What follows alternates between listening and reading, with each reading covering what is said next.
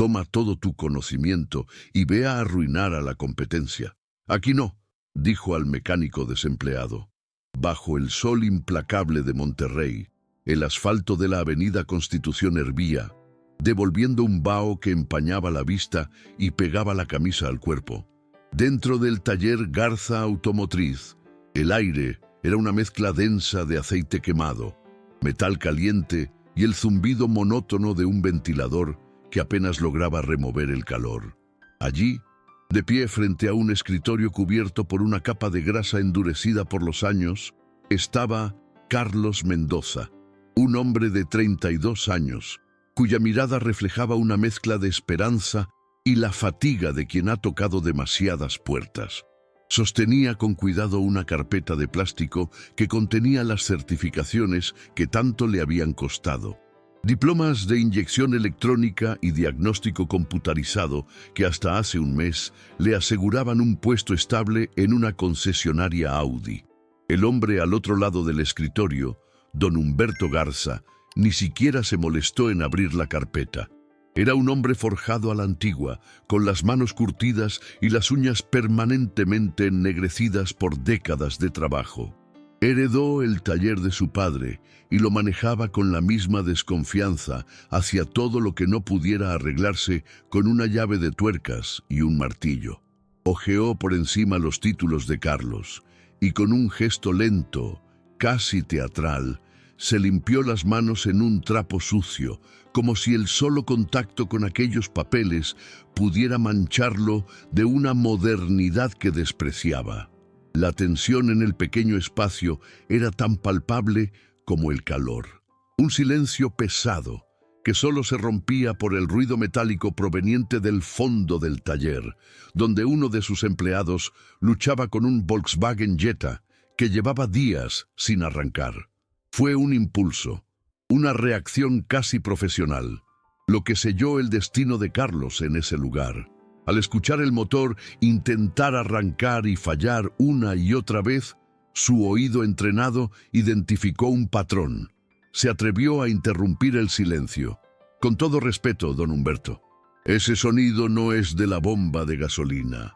Suena más a un fallo de comunicación con la computadora del vehículo. Quizás un reinicio del software. No terminó la frase. La mirada que recibió de don Humberto fue cortante, una mezcla de furia y ofensa. Se sintió como un intruso que hubiera revelado un secreto familiar en una cena ajena.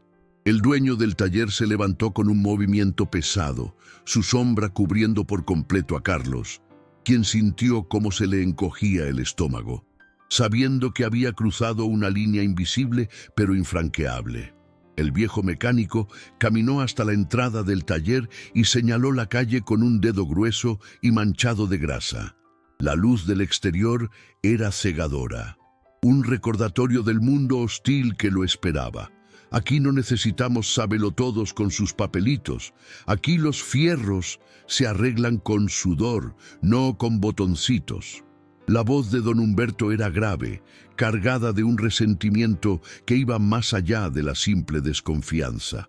Era el rechazo a un mundo que ya no entendía y que sentía que venía a borrar el suyo.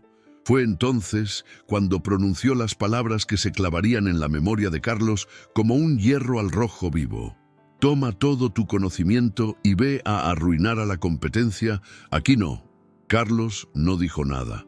Apretó la mandíbula, recogió su carpeta y caminó hacia la salida, sintiendo las miradas de los otros mecánicos en su espalda. Una vez en la calle, el golpe de calor fue brutal, pero no se comparaba con el frío que sentía por dentro. Se sentó en la banqueta, el ruido del tráfico de la avenida Constitución ensordeciéndolo mientras el sol le quemaba la nuca. La humillación era un nudo en la garganta. Abrió su cartera, gastada por el uso, y sacó una pequeña fotografía doblada en las esquinas.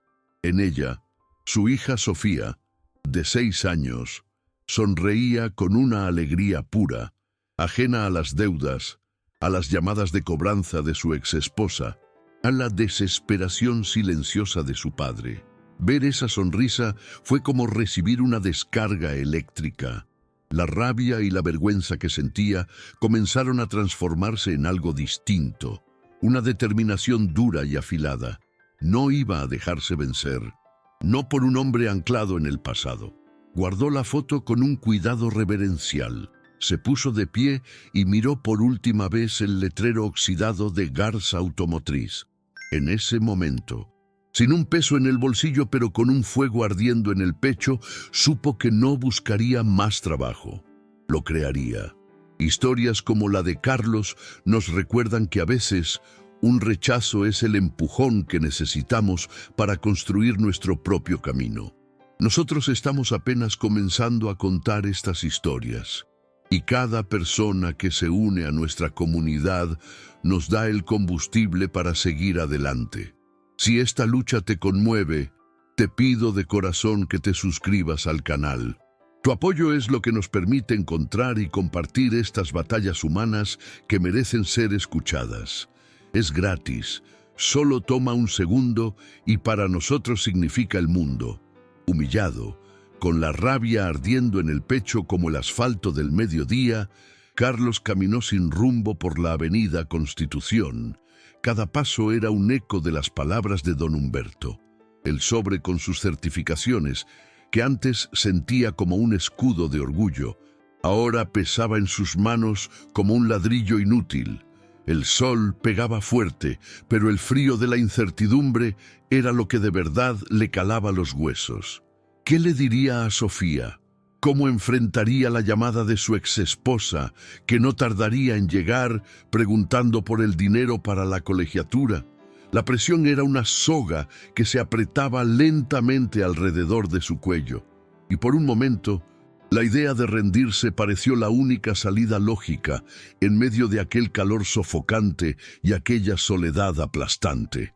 Pero la imagen de su hija, Sofía, sonriendo en la pequeña foto que guardaba en su cartera, fue el ancla que lo detuvo en seco.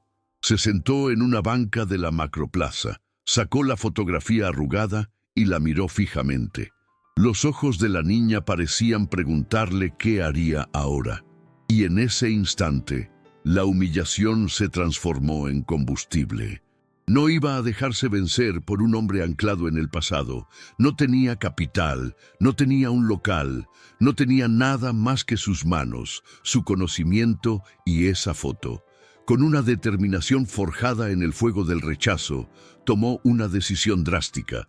Sacó su teléfono, respiró hondo y marcó el número de su hermano mayor, David.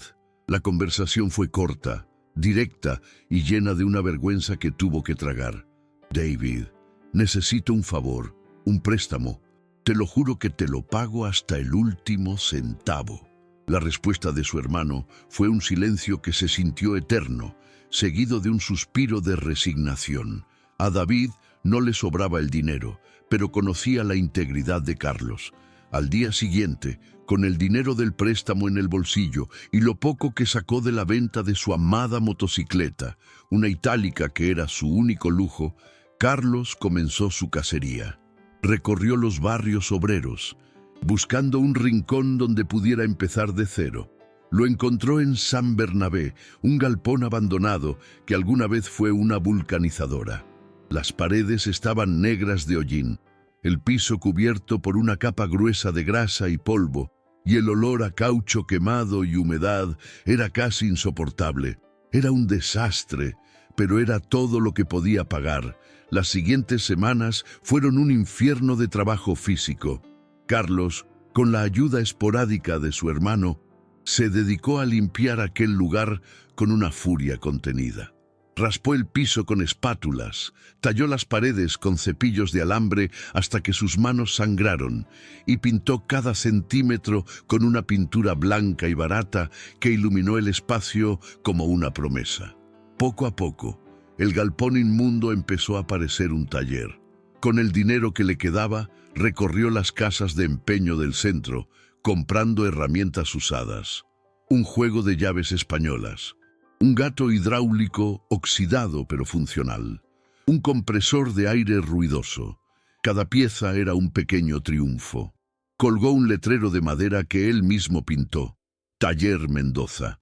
El lugar era humilde, pero era suyo. Convenció a Beto, un antiguo compañero de la agencia Audi, que también había sido despedido, para que le ayudara los fines de semana a cambio de una parte de las ganancias. Los primeros días fueron de un silencio desolador. El sol entraba por las láminas del techo, iluminando las partículas de polvo que flotaban en el aire, y el único sonido era el de la radio local que Carlos ponía para no sentirse tan solo.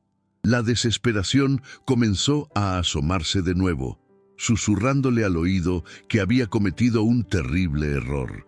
Justo cuando la duda estaba a punto de devorarlo, un Nissan Versa color vino se detuvo frente al portón abierto. De él bajó una mujer con uniforme de doctora, su rostro crispado por la preocupación. «Joven, disculpe, ¿usted es mecánico?», preguntó ella, mirando el modesto taller con desconfianza.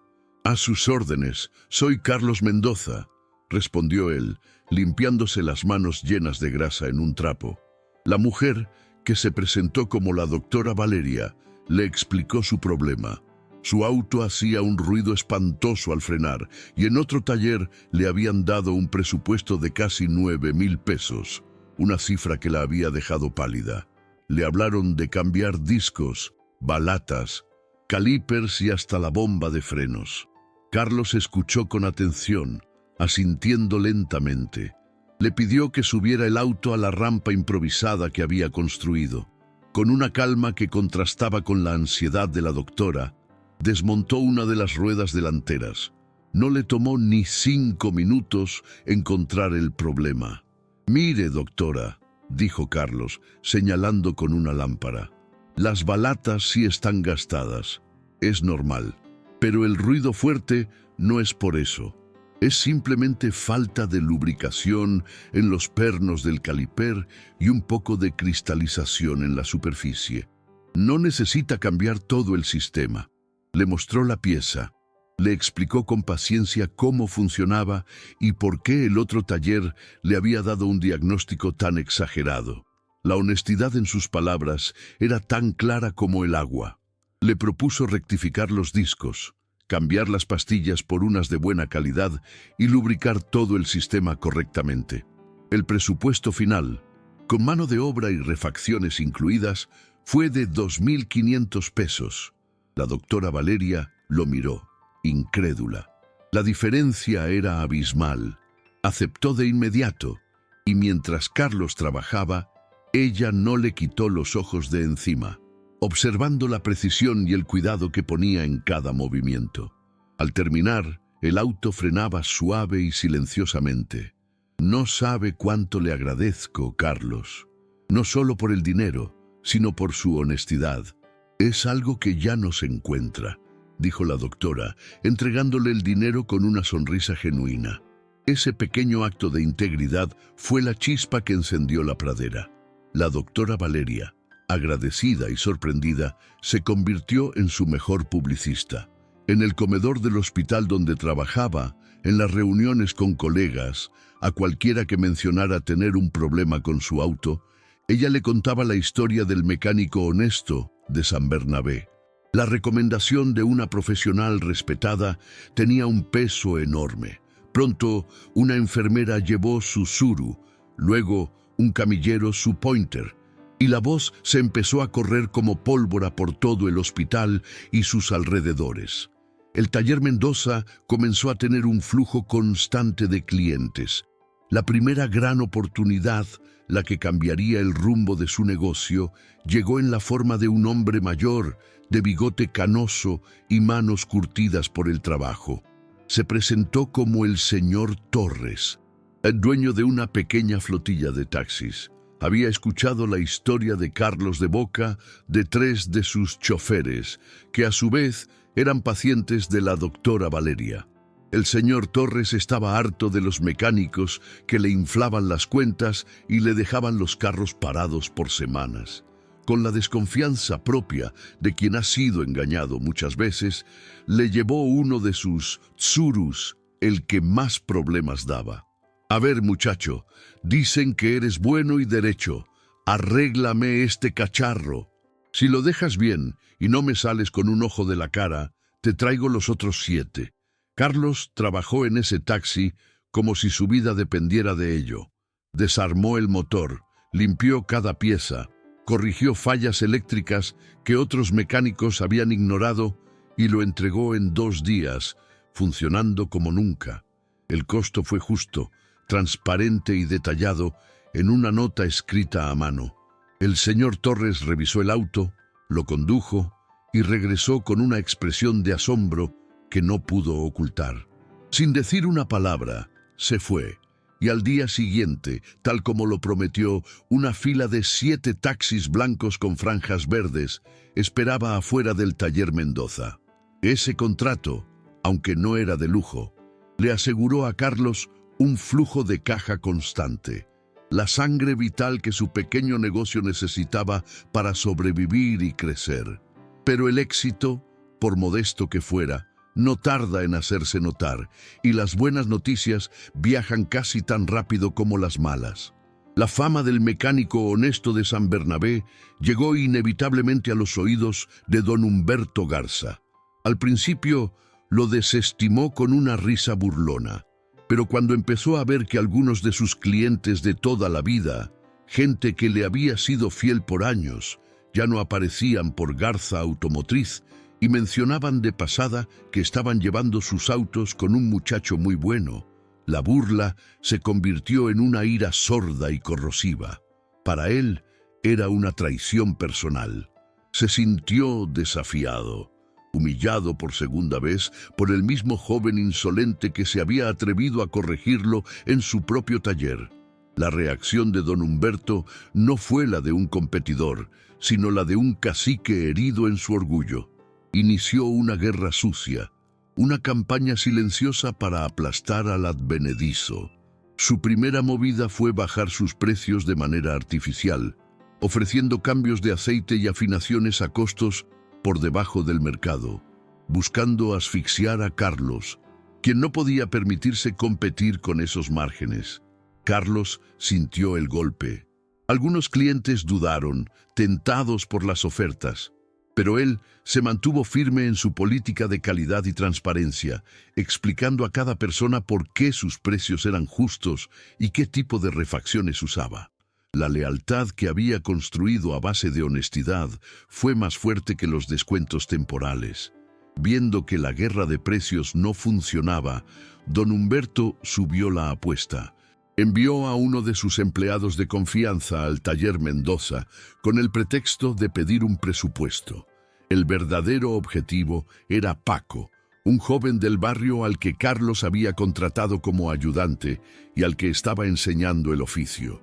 El espía de Humberto se le acercó a Paco cuando Carlos estaba ocupado y, con voz salamera, le ofreció 500 pesos a cambio de la libreta donde Carlos anotaba los nombres y teléfonos de sus clientes.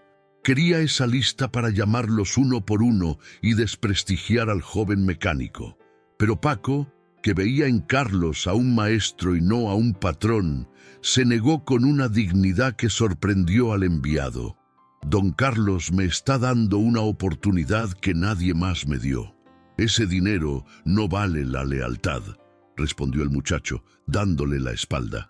La furia de don Humberto alcanzó su punto máximo. Si no podía vencerlo en el mercado ni corromper a su gente, usaría el poder del sistema en su contra. Realizó una serie de denuncias anónimas. Una mañana, sin previo aviso, 2 inspectores de protección civil se presentaron en el taller. Llevaban carpetas y una actitud severa, revisando cada extintor, cada conexión eléctrica, cada medida de seguridad.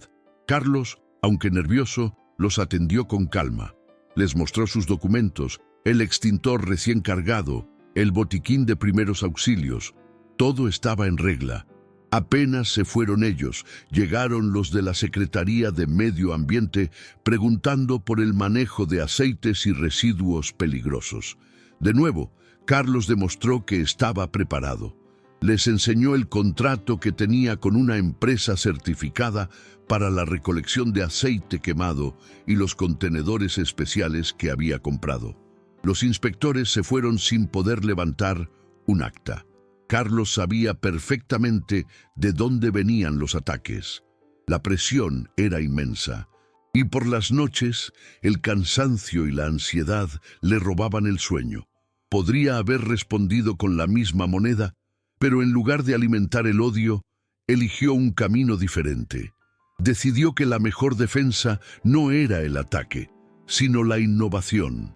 Con su teléfono celular, apoyado en una pila de llantas, grabó su primer video. Con un lenguaje sencillo y directo, comenzó a explicar los engaños más comunes en los talleres mecánicos. Cómo identificar un diagnóstico falso. Cómo saber si una pieza era realmente nueva. Nunca mencionó a don Humberto ni a Garza Automotriz, pero el mensaje era claro. Su objetivo era educar al cliente, empoderarlo. Para su sorpresa, el primer video, compartido en un grupo de vecinos de la colonia, se empezó a viralizar. La gente estaba ávida de esa información. Sus videos cortos, honestos y didácticos le ganaron una reputación que trascendió el barrio. Ya no era solo el mecánico honesto, sino el mecánico que enseñaba, que protegía al consumidor. Su taller se llenó de clientes nuevos que llegaban con una confianza absoluta, sintiendo que por fin habían encontrado a alguien que jugaba de su lado. Su reputación se blindó, haciéndolo inmune a los rumores y las calumnias. La guerra sucia de don Humberto había tenido el efecto contrario. Lo había hecho más fuerte, más visible y más respetado. La verdadera vuelta de tuerca, el golpe de suerte que fue en realidad el fruto de todo su esfuerzo, llegó una tarde de martes. Un hombre de traje impecable y acento extranjero estacionó un auto elegante frente al taller. Se presentó como representante de una prestigiosa marca alemana de herramientas y equipos de diagnóstico. Le explicó a un Carlos atónito que habían estado siguiendo sus videos en redes sociales.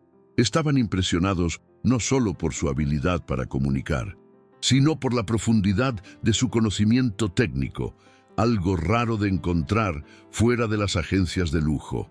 El hombre le hizo una propuesta que a Carlos le pareció un sueño. Le ofrecían un financiamiento para equipar su taller con la última tecnología, a cambio de que el Taller Mendoza se convirtiera en un centro de demostración y capacitación para sus productos en la región. Era una apuesta enorme, una deuda que lo podría hundir si las cosas salían mal. Pero también era el salto cuántico que necesitaba para dejar de ser un pequeño taller de barrio y convertirse en una referencia. Miró su taller, las herramientas usadas, el letrero pintado a mano y luego la foto de Sofía sobre su mesa de trabajo. La decisión estaba tomada. El zumbido del teléfono sobre el escritorio de metal cortó el silencio de la tarde en la oficina Mendoza. Carlos secó sus manos en un trapo limpio, un gesto casi automático, y miró la pantalla. El nombre que brillaba allí le heló la sangre por un instante, transportándolo a ese día bochornoso bajo el sol de Monterrey, al peso de sus certificaciones inútiles y al eco de una frase humillante. Era Humberto Garza. Por un largo momento, consideró no responder, dejar que esa voz del pasado se perdiera en el buzón. Pero el hombre que ahora dirigía este taller impecable, con equipos alemanes y una lista de espera de 2 semanas, ya no era el mismo joven desesperado que había sido expulsado de Garza Automotriz. Con un suspiro profundo, deslizó el dedo y atendió la llamada. La voz de don Humberto al otro lado de la línea era irreconocible. No había rastro de la arrogancia autoritaria que Carlos recordaba. En su lugar había un tono cansado, casi frágil, como el de un motor que ha funcionado sin aceite durante demasiado tiempo. Le pidió a Carlos si podían verse para tomar un café, insistiendo en que era importante. No dio detalles, pero la urgencia en su voz era palpable. Carlos aceptó, eligiendo un pequeño café neutral a medio camino entre ambos talleres. Sabía que este encuentro no era una simple charla. Era el capítulo final de una historia que había comenzado con una puerta cerrada en su cara y que lo había obligado a construir la suya propia con los escombros de su carrera. Se encontraron al día siguiente. Don Humberto parecía haber envejecido 10 años en los últimos meses. Sus hombros estaban caídos, y la mirada que antes lanzaba chispas de desdén ahora estaba apagada, perdida en el fondo de su taza de café.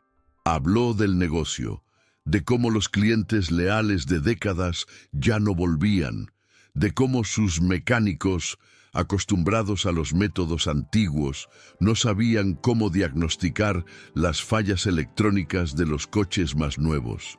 Habló de la competencia, de los precios, de todo, excepto de la verdadera razón por la que estaban allí. Carlos lo escuchó en silencio, sin interrumpir, dejando que el viejo mecánico desahogara el peso de su propio anacronismo. Finalmente, con un suspiro que pareció vaciarlo por completo, don Humberto levantó la vista. Sus ojos se encontraron con los de Carlos, y por primera vez no había superioridad en ellos, sino una súplica desesperada. Le propuso una fusión. Quería que la oficina Mendoza se uniera a Garza Automotriz. Habló de combinar la tradición y la reputación de su apellido con la modernidad y la tecnología de Carlos. Le ofreció ser socios, 50 y 50. La propuesta quedó flotando en el aire denso del café, una oferta que meses atrás habría sonado como la más dulce de las venganzas, como la validación definitiva frente al hombre que lo había despreciado. Carlos miró sus propias manos, apoyadas sobre la mesa. Estaban limpias, pero las cicatrices y los callos del trabajo duro seguían allí. Un mapa de cada motor reparado, de cada noche en vela limpiando el galpón, de cada herramienta de segunda mano que había pulido hasta dejarla como nueva. Pensó en la doctora Valeria, en la confianza del señor Torres, en la cara de cada cliente que se iba con una sonrisa de alivio y no con la sensación de haber sido estafado. Pensó en los valores sobre los que había construido su taller: honestidad radical, transparencia total y un respeto profundo por el trabajo bien hecho. Esos valores no eran negociables, no se podían diluir en una sociedad nacida de la desesperación del otro. «Lo siento, don Humberto», dijo Carlos, su voz tranquila pero firme, sin un ápice de rencor. «Le agradezco la oferta, de verdad, pero no puedo aceptarla. Mi taller es más que un negocio para mí. Es mi nombre, es mi palabra, y eso no lo puedo fusionar». La decepción en el rostro de Humberto fue instantánea, pero antes de que pudiera decir algo, Carlos continuó. Vio en el hombre frente a él no a un enemigo, sino a una víctima de su propio orgullo, un capitán que se hundía con un barco que se negaba a modernizar. En un gesto de grandeza que ni él mismo esperaba, le hizo una contraoferta. No quería su negocio, pero estaba dispuesto a ayudarlo. Le ofreció su tiempo, gratis, para capacitar a sus mecánicos.